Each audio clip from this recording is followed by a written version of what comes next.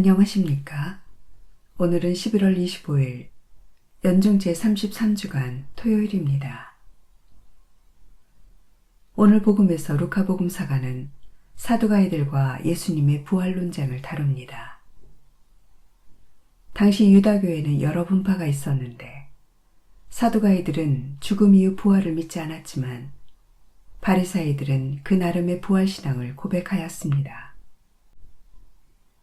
7 형제가 한 여자를 아내로 맞아들였지만 모두 자식 없이 죽었다면 부활 때 그는 누구의 아내가 되냐는 것이 부활을 믿지 않는 사두가이들의 질문입니다. 이에 대하여 예수님께서 이 세상 사람들은 장가도 들고 시집도 간다. 그러나 저 세상에 참여하고 또 죽은 이들의 부활에 참여할 자격이 있다고 판단받는 이들은 더 이상 장가드는 일도 시집가는 일도 없을 것이다 라고 답하십니다. 부활을 믿던 바리사이들과 율법학자들이 예수님의 대답에 맞장구를 칩니다. 인간의 경험이나 언어로는 하느님 나라를 완벽하게 설명하거나 이해하기가 턱없이 부족합니다. 복음에서 예수님께서 하느님 나라를 설명하실 때 다양한 비유를 쓰시는 이유입니다.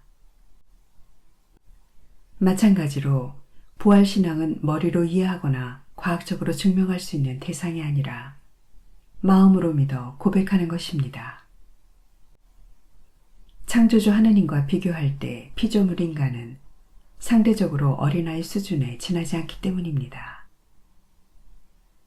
선으로 구성된 2차원에서 입체적인 3차원을 이해할 수 없고 3차원에서 시공간을 초월하는 4차원을 이해할 수 없듯이 우리의 이성과 지식은 명확한 한계를 지니고 있음을 겸허히 받아들여야 합니다.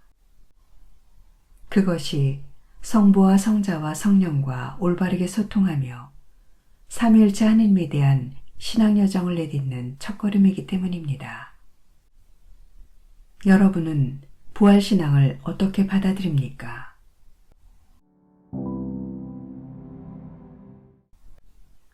오늘 묵상에 관한 첫 번째 말씀은 마카베오기 상권의 말씀입니다. 그 무렵 안티오코스 임금은 내륙의 여러 지방을 돌아다니다가 페르시아에 있는 엘리마이스라는 성읍이 은과 금이 많기로 유명하다는 말을 들었다. 그 성읍의 신전은 무척 부유하였다. 거기에는 마케도니아 임금 필리포스의 아들로서 그리스의 첫 임금이 된 알렉산드로스가 남겨놓은 금방패와 가슴바지 갑옷과 무기도 있었다. 안티오코스는 그 성읍으로 가서 그곳을 점령하고 약탈하려 하였으나 그 계획이 성읍 주민들에게 알려지는 바람에 그렇게 할 수가 없었다.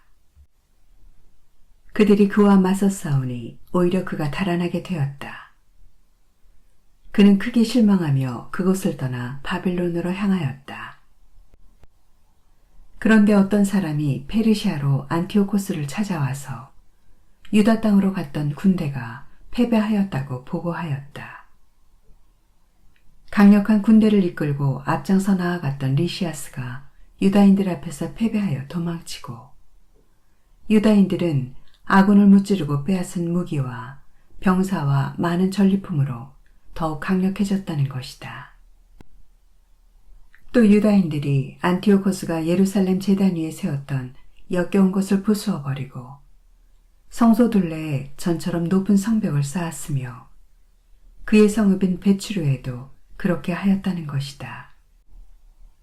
이 말을 들은 임금은 깜짝 놀라 큰 충격을 받았다. 그리고 자기가 원하던 대로 일이 되지 않아 실망한 나머지 병이 들어 자리에 누웠다. 그는 계속되는 큰 실망 때문에 오랫동안 누워있다가 마침내 죽음이 닥친 것을 느꼈다. 그래서 그는 자기 벗들을 모두 불러놓고 말하였다.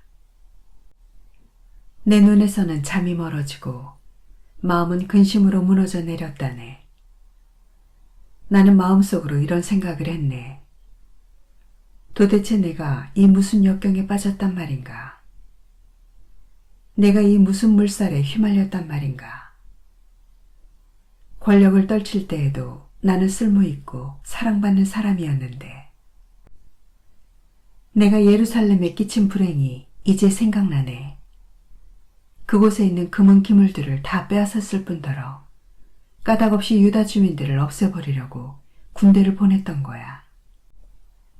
그 때문에 나에게 불행이 닥쳤음을 깨달았네. 이제 나는 큰 실망을 안고 이국 땅에서 죽어가네. 주님의 말씀입니다. 하느님 감사합니다.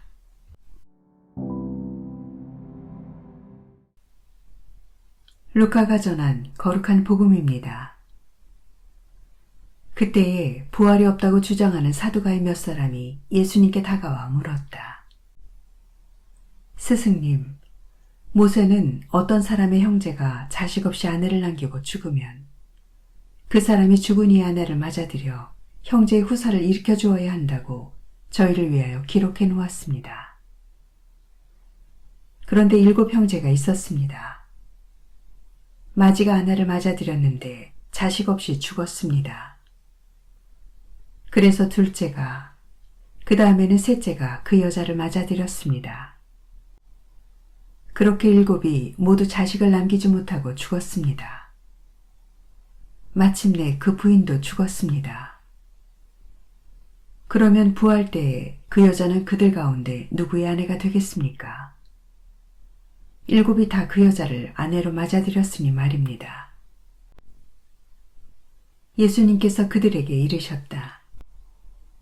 이 세상 사람들은 장가도 들고 시집도 간다. 그러나 저 세상에 참여하고 또 죽은 이들의 부활에 참여할 자격이 있다고 판단받는 이들은 더 이상 장가드는 일도 시집가는 일도 없을 것이다. 천사들과 같아져서 더 이상 죽는 일도 없다.